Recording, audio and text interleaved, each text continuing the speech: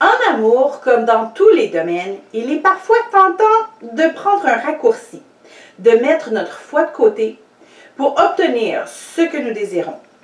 Mais Dieu nous encourage à garder le cap, car la récompense en vaut la peine.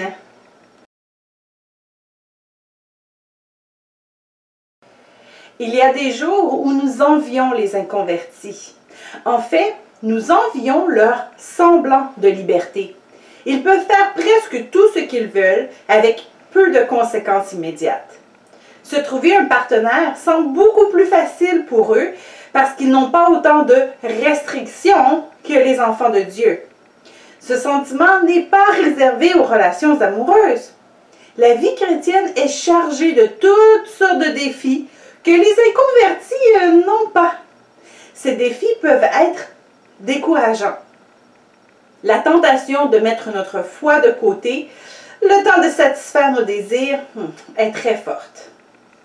Nous ne sommes pas les seuls à avoir vécu ce type de découragement. Plusieurs chrétiens du temps de Paul vivaient la même tentation. Bon, leurs défis n'étaient pas les mêmes que les nôtres, hein? Ils subissaient une persécution intense et faisaient même face à des menaces de mort assez atroces. L'apôtre a alors jugé bon de les encourager. N'abandonnez donc pas votre assurance qui est porteuse d'une grande récompense. Oui, vous avez besoin de persévérance pour accomplir la volonté de Dieu et obtenir ainsi ce qui vous est promis. Ce verset parle de la vie éternelle. Si nous persévérons dans notre foi, que nous restons fermes dans nos convictions malgré la pression de nos désirs, nous obtiendrons la récompense d'être avec notre Seigneur pour l'éternité. Lorsque nous songeons au mariage, à bâtir une famille, il est facile d'oublier le but ultime de notre vie. La mort et la vie éternelle semblent bien loin dans nos pensées lorsque notre célibat est lourd à porter. Mais l'apôtre Paul nous encourage à garder le cap. Et le juste vivra par la foi. Mais s'il revient en arrière, je ne prends pas plaisir en lui. Quant à nous, nous ne faisons pas partie de ceux qui reviennent en arrière pour leur perte, mais de ceux qui ont la foi pour le salut de leur âme.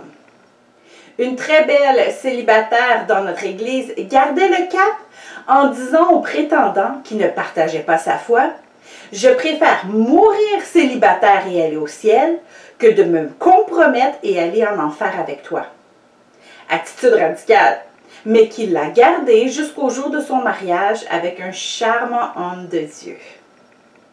Lorsque nous résistons à la tentation de céder sur nos convictions, non seulement nous nous positionnons pour recevoir la récompense mentionnée par Paul, mais nous restons aussi dans la bonne direction pour obtenir toutes sortes d'autres bénédictions.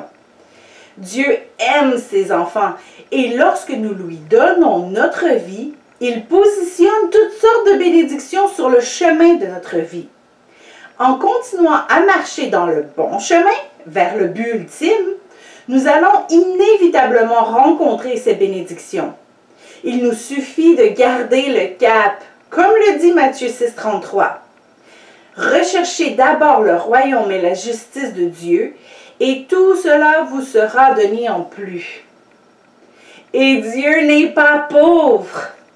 Mon Dieu pourvoira à tous vos besoins conformément à sa richesse avec gloire en Jésus-Christ.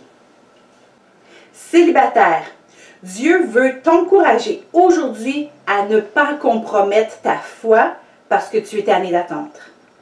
Il sait ce que tu ressens. Il sait que ce n'est pas toujours facile de suivre sa voie. Il sait que tout semblerait plus facile si tu agissais comme le monde. Mais persévère dans ta foi. Tu ne seras pas déçu d'avoir gardé le cap.